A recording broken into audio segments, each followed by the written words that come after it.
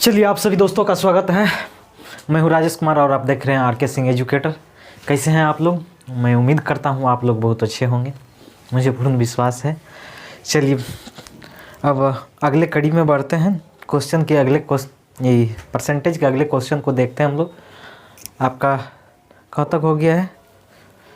30 तक हो गया है और मैंने बताया कि इस लेक्चर में आपको 10 क्वेश्चन देने वाला हूँ, तो आप लोग बने रहें आर के सिंह एजुकेटर के साथ और देखें नेक्स्ट क्वेश्चन। नेक्स्ट क्वेश्चन का रहा, आप लोग को बोर्ड पे दिख रहा होगा कि एक क्वेश्चन है ये 31 जो आरआरबी रेलवे का जो है आरआरबी 2020 करके यूथ कंपटीशन का ये बुक है, यूथ कंपटीशन टाइम्स पब्लिकेशन का बुक है, उसी से हम लोग देख रहे हैं।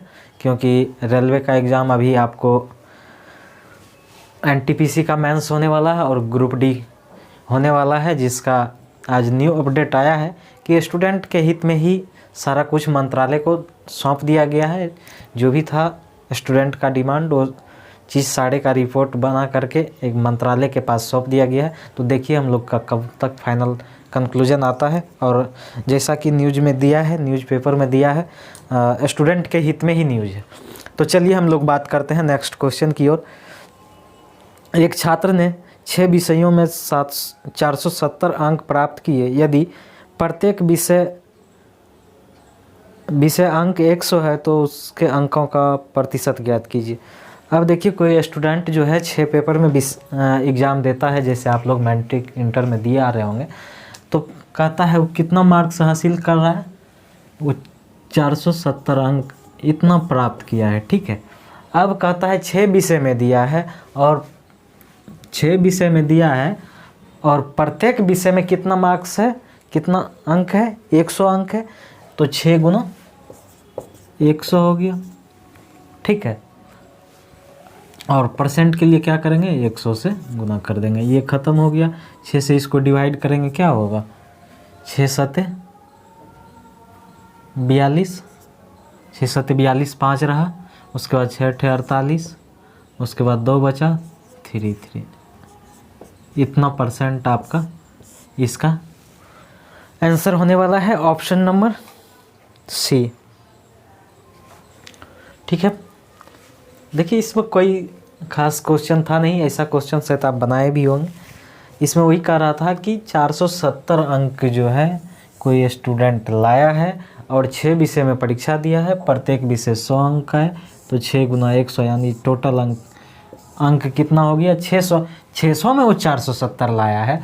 और इसको बोल रहा है कि ये परसेंटेज वैल्यू क्या होगा, तो टोटल जितना लाया है बटा में क्या हो जाएगा, टोटल मार्क्स, और इन परसेंटेज में बदलने के लिए 100 से क्या करेंगे, गुना कर देंगे। चलिए, तो इस तरह से इसका प्राप्त हो गया परसेंटेज 78.33% हो गया। चलिए फिर हम लोग बात करते हैं नेक्स्ट क्वेश्चन की ओर। चलिए आप लोग नोट कर लेंगे और नेक्स्ट क्वेश्चन देखते हैं। किसी परीक्षा में चरण ने 54 अंक प्राप्त किए जो कुल अंकों का 72% के बराबर था। परीक्षा कितने अंकों की थी? अब देखिए किसी परीक्षा में कहता है, किसी परीक्षा में चरण ने 54 अंक प्राप्त किया जो कितना परसेंट के बराबर है, जो 72% के बराबर है। तो टोटल मार्क्स पूछ रहा है, तो सिंपल है, ऐसा सवाल आपको पीछे के लेक्चर में मिला है। तो देखते हैं, इससे 54 अंक प्राप्त किया ना, 54 अंक प्राप्त किया और कितने के बराबर है, 72% के बराबर है। 100% पूछ रहा है, ठीक, यही तो है, यानी इतना परसेंट बराबर इतना, तो 100% ऐसे आप बना सकते हैं कि 72% इक्वल टू एक नियम से जो बनाते थे इतना, तो 1% इक्वल टू कितना हो जाएगा, इतना बटा इतना, और 100% इक्वल टू इतना बटा इतना मल्टीप्लाई 100। ठीक है, लेकिन ये सब तो बचपन में हम लोग बनाते थे, अंडर 10 में ये सब यूज किए, लेकिन ऐसा अब करना है नहीं।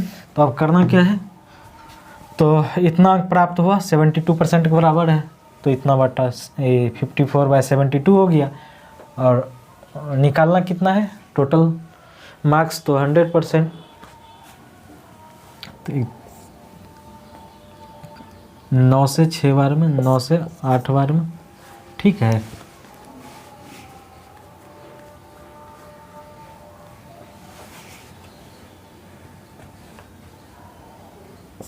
ये 4 हो गया, ये 3 हो गया।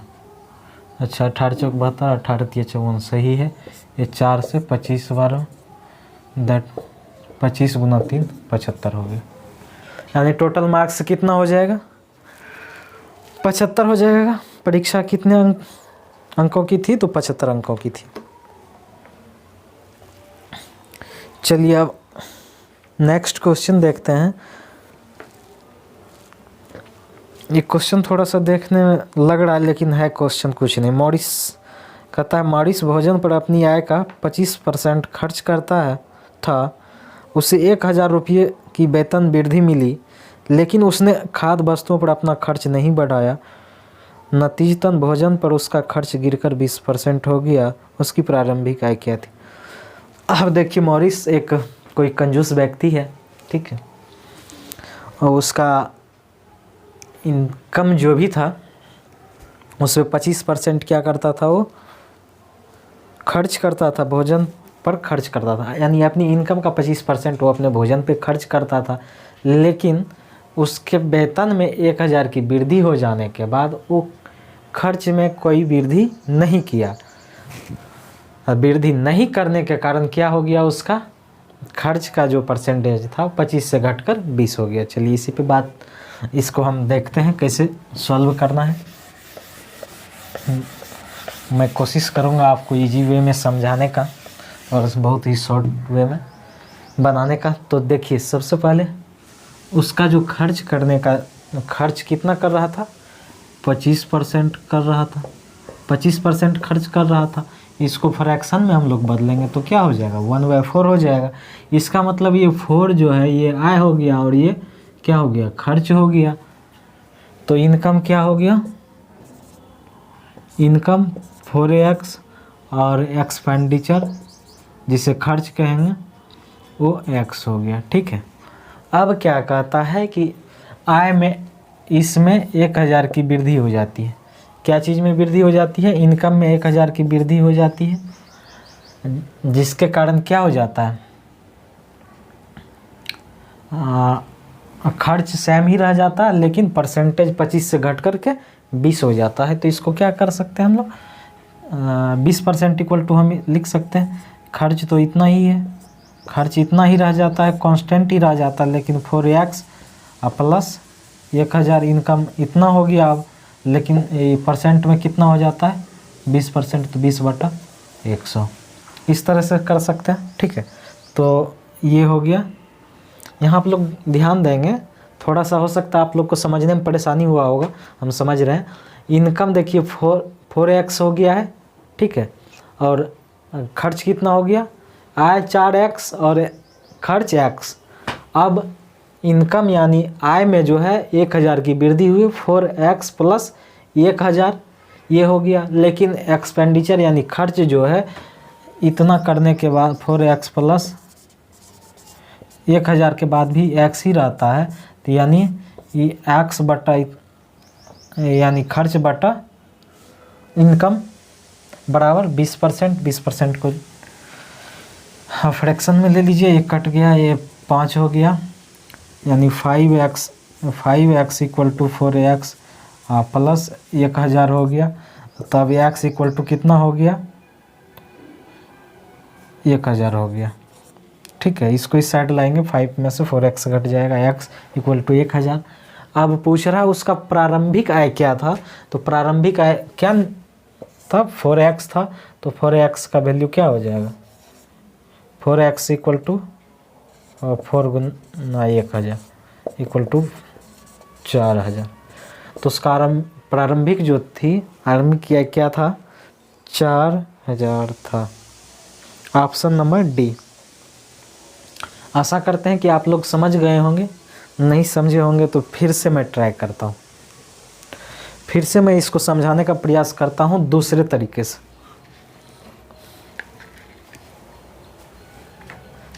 आप लोग नोट कर लेंगे।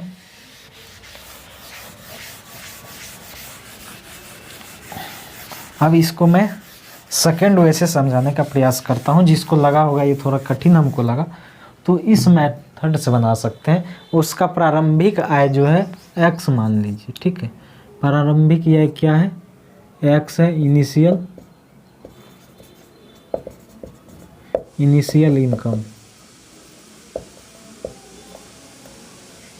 इनकम इक्वल टू x मान लिए। अब क्वेश्चन में क्या कर रहा है, क्वेश्चन के अकॉर्डिंग काम कर लीजिए कि वो अपनी आय का 25% खर्च करता है।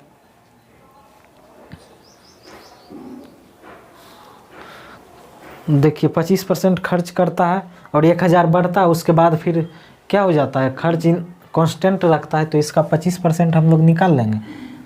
खर्च बराबर क्या हो जाएगा, x का 25% यानी 25/100 बराबर। अब इस दोबारा जो 1000 इनकम में वृद्धि होता है, उसके बावजूद भी खर्च तो वही रह जाता है ना, सिर्फ परसेंट चेंज हो जाता है क्योंकि इनकम में वृद्धि हुआ है। तो x प्लस 1000, अब इनकम इतना हो गया, इस पर कितना का खर्च जाता है, तो 20% का, 20/100, ठीक है। दोनों बराबर है, खर्च का एक कांस्टेंट है, सिर्फ परसेंट वैल्यू 25 से 20 हो गया। अब इसको सॉल्व आप कर सकते हैं, इसका ये और ये ख़त्म हो गया, ये 5 हो गया, ये 4 हो गया, तो यहाँ हो गया 5x बराबर 4x प्लस 4000, ठीक है। तो अभी x इक्वल टू क्या हो जाएगा, 4000। x इक्वल टू 4000 यानी इनिशियल इनकम जो है, प्रारंभिक आय जो है x माने थे, x इक्वल टू 4000 आ गया। तो आप लोग इस मेथड से भी बना सकते हैं, आपको दोनों में से जो अच्छा लगता है उसको प्रेफर कर सकते हैं। चलिए नेक्स्ट क्वेश्चन देखेंगे हम लोग। कहता अरुण की आय बाला की आय के 150% है, चंदू की आय अरुण की आय की 120% है। यदि अरुण, बाला और चंदू की कुल आय 86,000 हो तो चंदू की आय ज्ञात कीजिए। अब देखिए ये रेशियो बेस्ड क्वेश्चन दे दिया है, कोई बात नहीं, हम लोग इसको भी ट्राई कर लेंगे। बहुत ही सिंपल में इसको भी तोड़ देंगे, रेशियो दे या परसेंटेज दे, हम लोग डरने वाले से है नहीं। तो देखिए बाला का जो है, बाला क्या कर रहा है, अरुण की आय बाला की आय का 150% है, अरुण की आय जो है बाला की आय का 150% है। तो बाला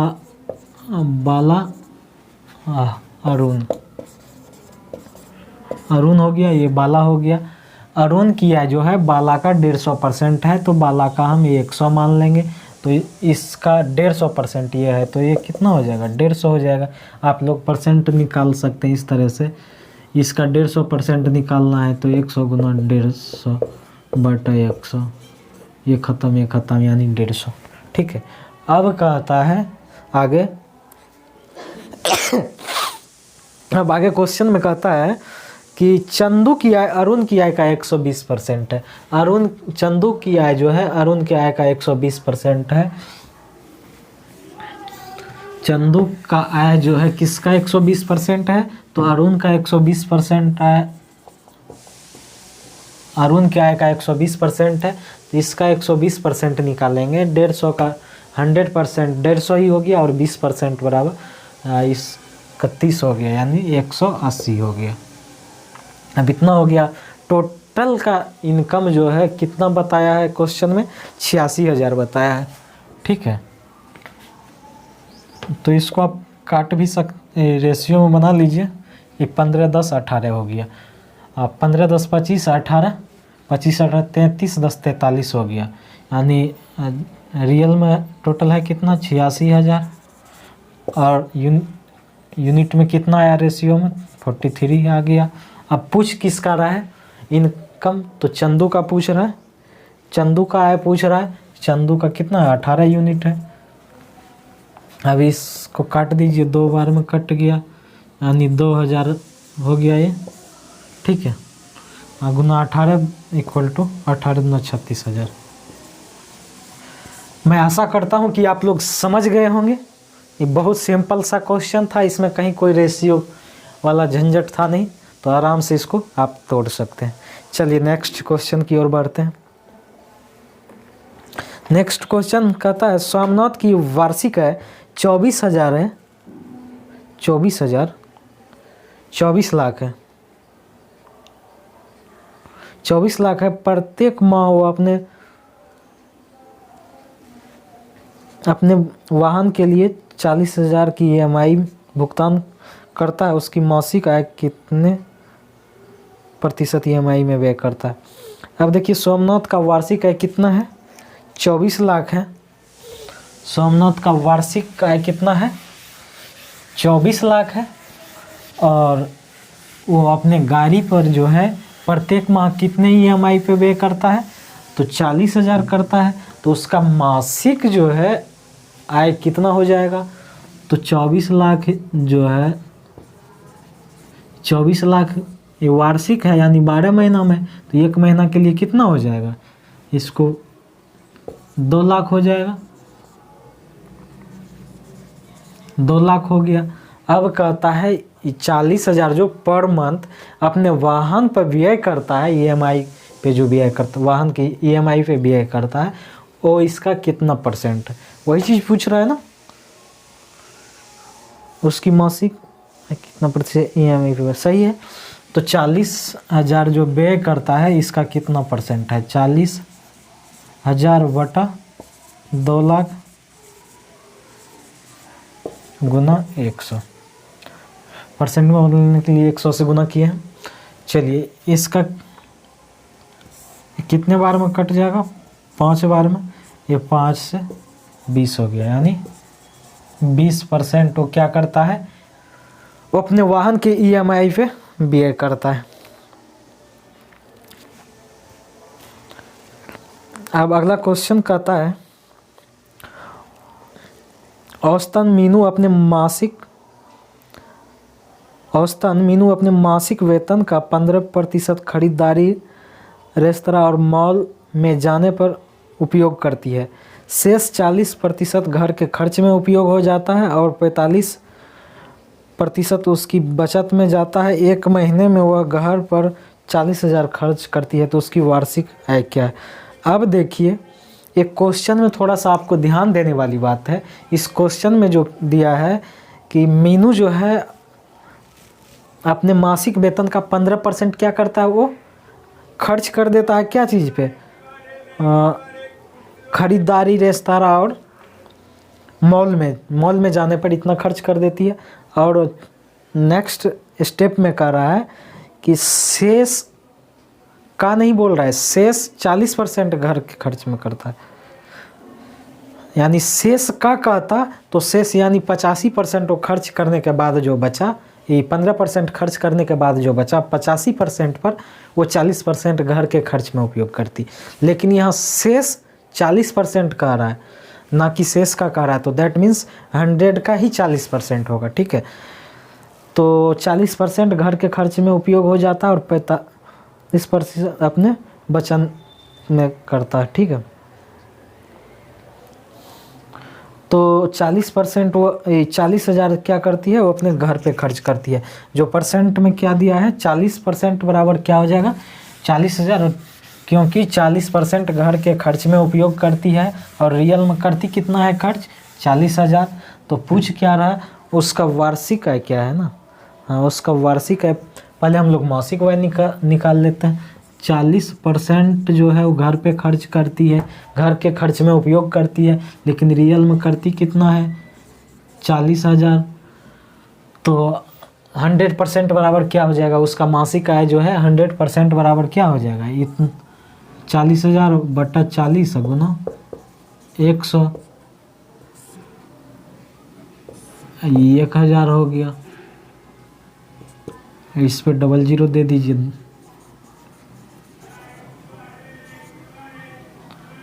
इतना हो गया, 1 लाख हो गया मासिक है।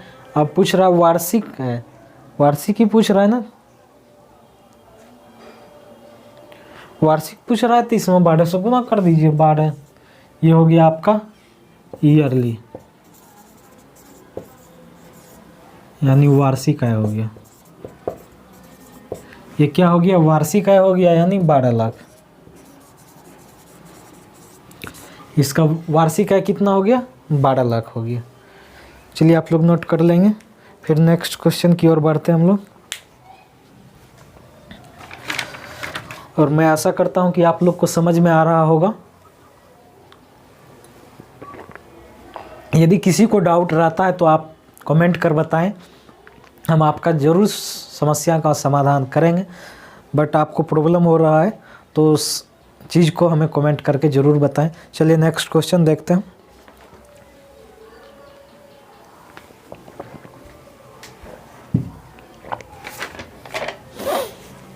चलिए नेक्स्ट क्वेश्चन कह रहा है सीमा की वार्षिक आय 15 लाख है। हर महीने वह 30,000 EMI देती है। उसके मासिक वेतन का कितना प्रतिशत EMI में जाता है?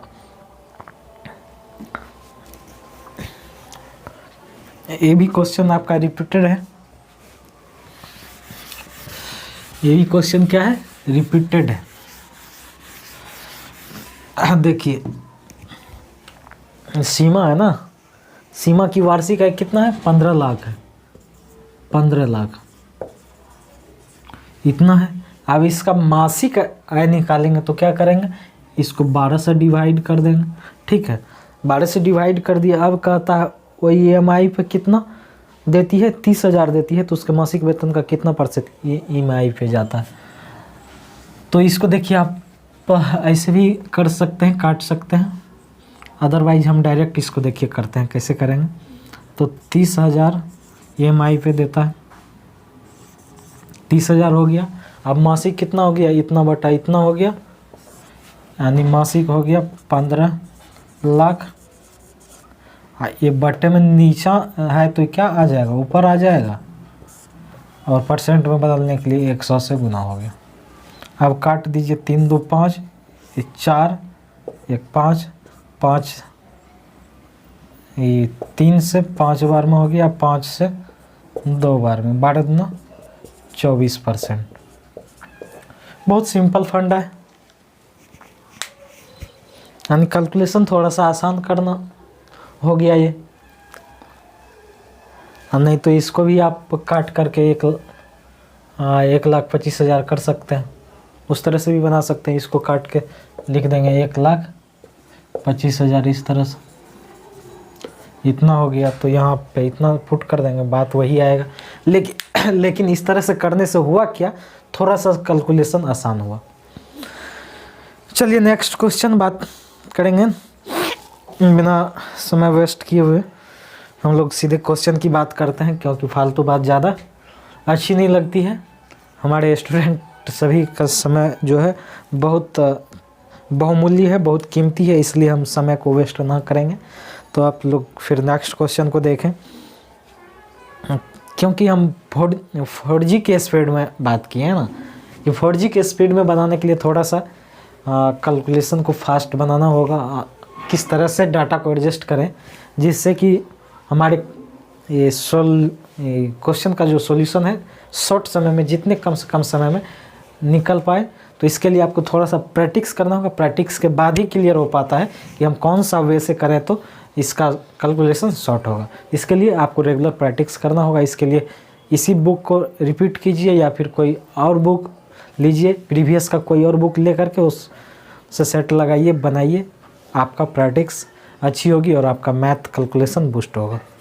चलिए नेक्स्ट क्वेश्चन की बात करते हैं। सुनैना किसी निजी कंपनी में कार्य करती है और उसकी वार्षिक आय 3 लाख है। उसके पास एक नई और एक पुरानी गाड़ी है। उनकी आय का 5% नई गाड़ी के रख रखाव और पुरानी गाड़ी पर 2% ज़्यादा होता है। दोनों गाड़ियों के रख रखाव पर कुल वार्षिक व्यय कितना होता है?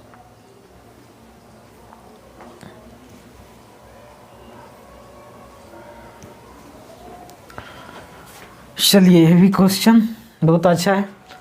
डाटा थोड़ा सा इसमें ज़्यादा दिया है, लैंग्वेज ज़्यादा दिया है, बट क्वेश्चन में है कुछ नहीं। क्वेश्चन बहुत सिंपल है। किसका कहता है? सुनैना का जो है वार्षिक आय 3 लाख है। सुनैना का क्या है, सुनैना का वार्षिक आय कितना है, 3 लाख, 3 लाख है। अब इसका जो है दो, इसके पास 2 गाड़ी है, एक तो पुराना गाड़ी है जिस पे कितना इन्वेस्ट होता है 5%, पुराना पे ओल्ड पे 5%, इतना इस पे खर्च होता है। अब और एक सॉरी न्यू पे 5 होता है, न्यू पे मेंटेनेंस चार्ज कम लगता है, उस पे 5% होता है। ओल्ड में कहता है कि पुराने से 2% अधिक हो जाता है, यानी इसमें 5 हो रहा है तो इसमें क्या हो जाएगा 7% हो जाएगा। ठीक है, यही कह रहा है ना कि उसकी आय की नई गाड़ी रख रखाव पर 5% और पुरानी पर नई के ब्याज से 2% अधिक खर्च होता है। तो इसका क्या हो जाएगा 7% का, कि इसी यहाँ पे ये मत सोचिएगा इसका जो है 5% जितना एक्सपेंड होगा, जितना बिया होगा उस पर 2% निकालेंगे तो कुछ अलग है, क्योंकि इसी का 5% निकलेगा तो फिर उसका 2% निकालेंगे, बात वही हुआ। इसमें 2% डायरेक्ट बढ़ा दिए, दोनों चीज़ सेम हुआ। तो अब देखिए तो वार्षिक कितना दोनों गाड़ी मिला के हो जाएगा 12%। तो वही पूछ रहा है ना कि दोनों गाड़ी मिला के उसका कुल दोनों गाड़ियों के रख रखाव पर, तो वही निकालना है, 12% निकालना है। 3 लाख का 12%, इतना का 12%, और क्या हो जाएगा 2 जीरो ख़त्म हो जाएगा, तो बढ़तिया 36,000 हो गया। 36,000 ऑप्शन में है क्या, ऑप्शन नंबर बी में 36,000 है। चलिए आपका ऑप्शन बी होगा 36,000। चलिए नेक्स्ट क्वेश्चन की बात करते हैं।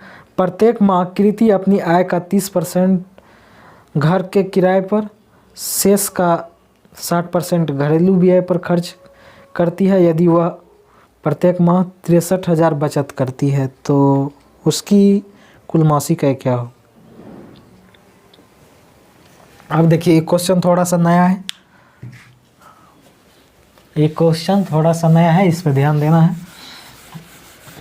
कि इसमें दिया क्या है, कृति अपनी आय का 30% घर पे खर्च। कृति क्या करती है, इनकम का 30% घर पे खर्च कर दी है, ठीक है।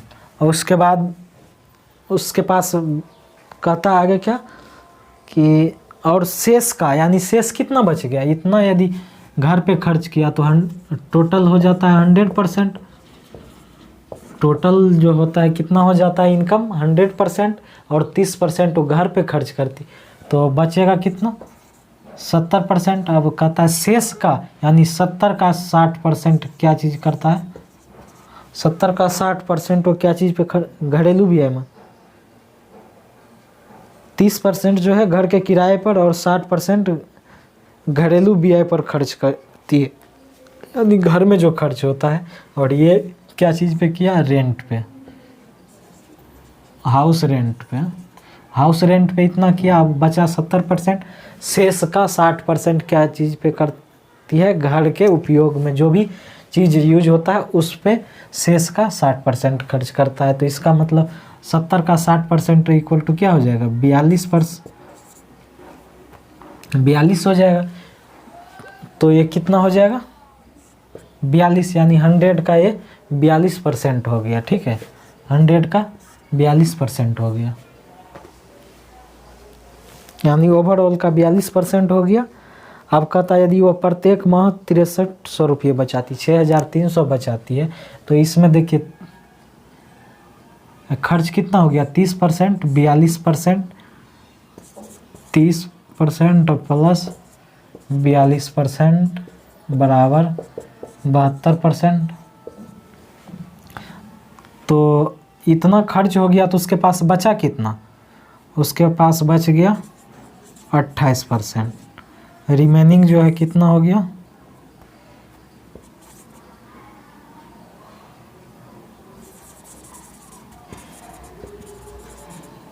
रिमेनिंग कितना बच गया 28%। 28% बच गया उसके पास। तो 28% का वैल्यू कितना दे रखा है, 28% बराबर 6300, 6300। तो पूछता क्या है कि उसकी कुल मासिक आय कितनी थी, तो 100% बराबर पूछ रहा है, तो इतना बटा 28 कर दीजिए गुना 100 कर दीजिए। ये 4 से 7 हो गया, ये 4 से 25 हो गया, ये 7 से 9 हो गया, 900 गुना इतना हो गया, 9 गुना 25 225 होता है, इस पे डबल जीरो, यानी 22,500 उसका मासिक आय हो गया। मैं ऐसा करता हूं कि आप लोग समझ गए होंगे, नहीं समझे होंगे तो एक बार फिर से ध्यान दीजिए। कृति का जो है इनकम, किसी का भी इनकम कितना होता है 100% होता है अपने आप में, यानी कोई भी कितना भी रुपया कमाए वो अपने आप में क्या होता है 100% होता है। और कृति अपने हाउस रेंट पे यानी घर का जो किराया है उस पे 30% खर्च करती है, तो बचा उसके पास कितना 70%। अब कहता है शेष का यानी 70% का 60% क्या चीज़ पे खर्च करता है, घर में जो काम आने वाला चीज़ है उस पे, घर के यानी काम वाले चीज़ पे वो 60% खर्च कर देता है इस 70 का, तो यानी 42 हो गया। यानी 42 100 का कितना परसेंट हो गया 42% हो गया। यानी 100 का 10% निकालेंगे तो क्या होगा, ये 10 बोलेंगे 100 का सॉरी यहाँ उल्टा हम बोल दिए, बोल देंगे कि 10 जो है 100 का कितना परसेंट है, तो 10 बटा 100 गुना 100, ये ख़त्म हो गया। यानी यही बोल देंगे 42 100 का कितना परसेंट है, तो 42 बटा 100 गुना 100, ये ख़त्म। यानी कोई भी नंबर जो है 100 का जितना परसेंट, 42 जो है 100 का कितना परसेंट हो जाएगा 42 हो जाएगा। कोई भी संख्या लेंगे तो 100 का जितना संख्या रहेगा उतना ही परसेंट होगा, तो 42% यानी इनकम का कितना हो गया ये 42%, यानी 30% ये हो गया और 42% ये हो गया। इसका जो एक्सपेंडिचर है,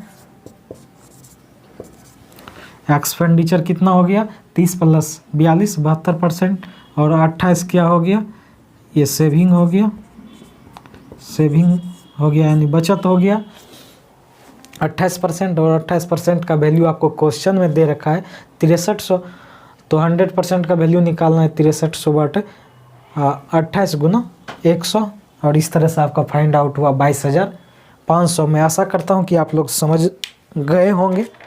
इसके बाद भी नहीं कोई समझे हैं तो कमेंट कर ज़रूर बताएं, उसको ज़रूर हम समझाएंगे। चलिए नेक्स्ट क्वेश्चन देखते हैं। मीनाक्षी अपने मासिक वेतन का औसतन 10% खरीदारी और रेस्तरां और मॉल जाने पर खर्च करती है, शेष 80% उसके घरेलू खर्च पर व्यय करती है और 10% की बचत कर दिया। उसकी मासिक घरेलू व्यय जो है 48,000 है, तो उसकी मासिक आय क्या है। देखिए इस क्वेश्चन में भी दिया है 10% वो क्या चीज़ पे खर्च करता है, खरीदारी और रेस्तरां मॉल में करता है, और 80% जो है वो घरेलू खर्चों में करती है। 80% का वैल्यू ही 48,000 दे रखा है। यहाँ शेष का नहीं बोला है, यानी 10 के बाद जो 90 है उसका नहीं बोला है, यानी 10% खर्च वो रेस्तरां मॉल और कहाँ कहाँ खर्च करती है, उसके बाद जो है शेष 80% जो है यानी 100 यानी अपन इनकम का ही 80% क्या चीज़ पे खर्च करती है, वो घरेलू खर्च में उपयोग करती है, जिसका जो है क्वेश्चन में वैल्यू बता दिया है कितना 48,000 है, तो उसका मासिक इनकम पूछ रहा है, मासिक आय पूछ रहा है, तो यहाँ 80% इक्वल टू 48,000 हो गया, तो 100% का वैल्यू पूछ रहा है। शायद आप लोग को हिंट्स मिलने के बाद बना लिए होंगे। तो 80% वो घरेलू खर्च पे करता है, जिसका क्वेश्चन में दे रखा है 48,000, तो 100% पूछ रहा है, तो 48,000 बटा 80 गुना 100, ये 4 हो गया, ये 5 हो गया। ऐसे भी कर सकते थे या डायरेक्ट इधर भी 8 से 6 बार में 6,000 हो गया, ऐसे ही रहने दीजिए। 6000 6000 हो गया, ये ऊपर नीचा काट लिए। अब इस पर डबल जीरो बैठा दीजिए। 6000 फिर डबल जीरो 1 3 3 6 हो गया ना, 5 ही जीरो होगा यानी 6 लाख होगा। तो इसका टोटल इनकम कितने हो जाएगा? 6 लाख हो जाएगा। ऑप्शन में है क्या? ऑप्शन नंबर ए में 6 लाख दे रखा है। चलिए, मैं आशा करता हूँ कि आप लोग का ये सेशन बहुत अच्छा रहा होगा।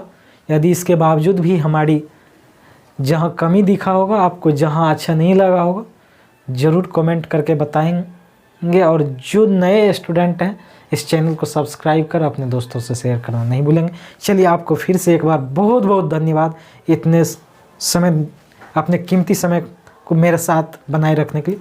फिर से बहुत बहुत धन्यवाद।